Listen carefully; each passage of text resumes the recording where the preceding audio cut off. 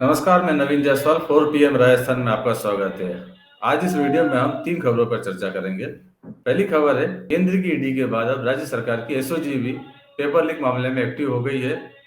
SOG ने क्या किया आपको बताएंगे।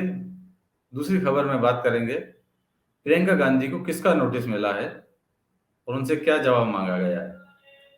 और तीसरी खबर में चर्चा करेंगे, भाजपा में लगातार बगावत के बाद पार्टी ने अब साफ कर दिया है कि टिकटों में बदलाव नहीं करेगी। तो शुरुआत करते हैं पहली खबर से। राजस्थान में चुनाव की घोषणा होने के बाद से ईडी लगातार एक्टिव है, वो ताबड़तोड़ कार्रवाई कर रही है। पेपर लीक मामले के अंदर ईडी की कार्रवाई जारी है। एक जानकारी के अनुसार अब तक करीब 50 से ज्यादा लोगों से पूछताछ और 1.5 दर्जन जगह पे छापों के बाद में ED PCC chief Govind Singh Dotasra तक पहुंची और कांग्रेस के प्रत्याशी पर भी ईडी ने कार्रवाई की। ईडी के लगातार एक्टिव रहने पर, कार्रवाई होने पर राजनीतिक बयानबाजियां भी शुरू हुई। बीजेपी इस कार्रवाई का समर्थन कर रही है, ईडी की कार्रवाई को सही बता रही है, तो कांग्रेस विरोध कर रही है।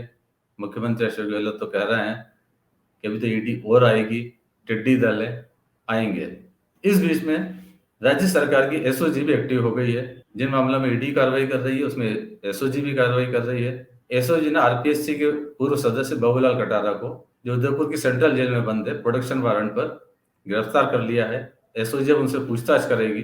ईडी पेपर लीक मामले के अंदर आरपीएससी का जो कार्यालय है अजमेर, वहां पर कमरा नंबर 39 की जांच कर रही है। बताया जाता है इस कमरा नंबर 39 के अंदर 4 अलमारियां हैं जिसके अंदर दस्तावेज हैं जो पेपर लीक मामले से जुड़े हो सकते हैं। एसओजी इनकी जांच कर रही है और इन्हीं की जांच के लिए एसओजी ने बाबूलाल कटारा को गिरफ्तार कर लिया है।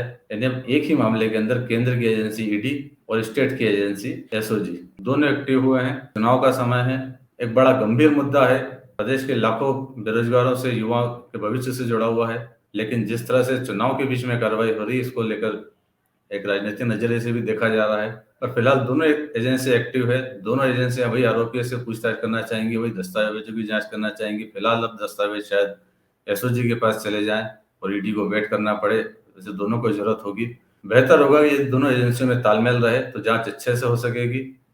नहीं तो चुनाव का माहौल है, इस तरह की कार्रवाई चलती रहेगी और उसके बाद शायद जांच का क्या होगा अभी अंदाजा नहीं लगाया जा सकता। लेकिन अगर दोनों एजेंसियां मिलकर जांच करती है, तालमेल के साथ जांच करती है, तो निश्चित रूप से उसका आरोपियों तक, अपराधियों तक पहुंच सकेगी। अब बात करते हैं दूसरी खबर की। चुनाव आयोग ने कांग्रेस की नेता प्रियंका गांधी को नोटिस दिया है। प्रियंका गांधी ने 20 अक्टूबर को दौसा में सभा की थी, कांदोली में, और सभा के अंदर प्रधानमंत्री नरेंद्र मोदी के बारे में कहा था कि उन्होंने एक मंदिर पे चढ़ावा चढ़ाया जो लिफाफा खोला वो सिर्फ 21 रुपए का है। उन्होंने टीवी के हवाले से कहा था कि मैंने टीवी पर ऐसा देखा है। हालांकि प्रियंका ने उसके बाद दूसरी सभा में उसको दोहराया भी और उसे मोदी का खाली लिफाफा खाली है एक नारा देते हुए जोड़ा भी था, जो भाजपाइयों को काफी उसमें विरोध हुआ था। लेकिन अब चुनाव आयोग ने नोटिस देकर प्रियंका गांधी से पूछा है, कारण बताओ, नोटिस दिया है, उनसे स्पष्टीकरण मांगा है। क्या बोला था प्रियंका गांधी ने, आपको सुनाते हैं। हमें सोचना चाहिए कि ये हमारे लिए सकारात्मक बात क्यों नहीं कर रहे हैं। आपने तो देखा ही होगा, मैंने टीवी पे देखा, पता नहीं सच है कि नहीं, देवनारायण जी के मंदिर में शायद गए थे कुछ समय पहले और एक लिफाफा डाला है। अब मैंने टीवी पे देखा कि 6 महीनों बाद वो प्रधानमंत्री जी द्वारा डाला गया लिफाफा खोला जा रहा है। जनता सोच रही है कि भगवान जाने क्या होगा इस लिफाफे में। देश के इतने बड़े नेता प्रधानमंत्री जी आए थे, वो लिफाफा डाल के गए हैं। लिफाफा खोला, 21 रुपए निकले। अब आप मुझे बताइए कि एक तरह से यही हो रहा है देश में।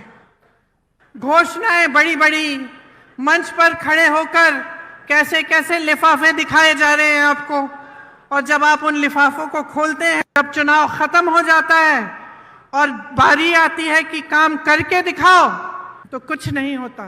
तो इस राजनीति से सावधान हो जाइए।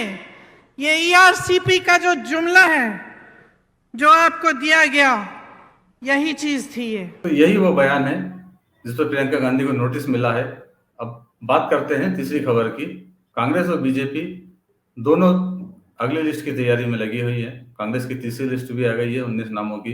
हालांकि उसमें कोई बड़ा फेरबदल नहीं है, जो एक्सपेक्टेड नाम थे वही आए हैं। बीजेपी की अगली लिस्ट आनी है, उसके पहले कोर ग्रुप की बैठक होनी, उसके बाद सीसी की बैठक होगी, उसकी तैयारी शुरू हो गई है। इस बीच में बीजेपी बागियों की समस्या से जूझ रही है, विरोध की समस्या से जूझ रही है।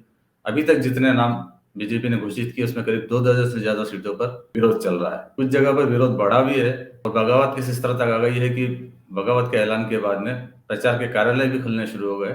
चित्तौड़गढ़ में चंद्रभान सिंह आकिया ने अपना कार्यालय भी खोल लिया है, लेकिन वो अभी भी पार्टी से नाउम्मीद नहीं है। उन्हें लगता है कि शायद टिकट बदल जाएगा, इसलिए वो बीजेपी का विरोध नहीं कर रहे हैं। प्रधानमंत्री नरेंद्र मोदी का फोटो अपने पोस्टर पे, बैनर पर अभी भी लगा रहे हैं, सिर्फ प्रत्याशी का विरोध कर रहे हैं। ऐसा ही झोटवाड़ा में हो रहा है। जयपुर के झोटवाड़ा में जहाँ राजपाल सिंह शेखावत का टिकट कटा था, उनके समर्थक लगातार रैलियां कर रहे हैं, नारेबाजी कर रहे हैं, मगर वो भी प्रधानमंत्री मोदी के नाम पर ही बात करते हैं, सिर्फ प्रत्याशी को बदलने की मांग कर रहे हैं। तो इन बागियों को उम्मीद है कि शायद पार्टी फैसला बदल ले, कुछ टिकटों के ऊपर जहाँ ज्यादा विरोध हो रहा है वहां बदलाव कर दे।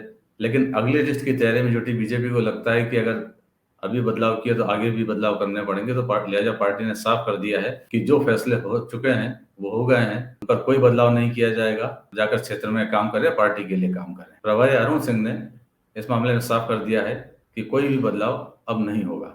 लेकिन भारतीय जनता पार्टी को सभी कार्यकर्ताओं को विश्वास रखना चाहिए कि केंद्रीय चुनाव समिति ने जिसको भी टिकट दिया है वही हमारा भारतीय जनता पार्टी का प्रत्याशी है। और माननीय प्रधानमंत्री मोदी जी ने भी यही कहा है कि कमल को ही ध्यान में रख करके अभी सभी कार्यकर्ताओं को एकजुट होकर के केवल चुनाव जिताने के लिए इस लक्ष्य को लेकर के काम करना चाहिए। कोई किसी भी प्रकार का कोई बदलाव प्रदेश में नहीं हो रहा है। एक बार केंद्रीय चुनाव समिति जी ने जो टिकट के बारे में फैसला ले लिया है वही हमारे प्रत्याशी होंगे। इसमें किसी प्रकार का कोई पुनर्विचार नहीं हो रहा है और कार्यकर्ताओं को भी बड़े लक्ष्य को ध्यान में रख करके हमको यहाँ पे सरकार बनानी, ऐतिहासिक रूप से विजय हासिल करनी है। फिलहाल इस वीडियो में इतना ही। अगले वीडियो में आपको बताएंगे ईडी की कार्रवाई के बाद मुख्यमंत्री अशोक गहलोत ने घोषित किया था कि 5 और गारंटियां वो देने वाले हैं। वो गारंटियां आज वो जारी करेंगे, क्या है वो अगले वीडियो में आपको बताएंगे और दूसरी खबरों से भी आपको अवगत कराएंगे। बस आपसे यही निवेदन है, 4 PM राजस्थान को देखते रहें, चैनल को सब्सक्राइब करें और इस वीडियो के लिंक को ज़्यादा से ज़्यादा शेयर करें। नमस्कार।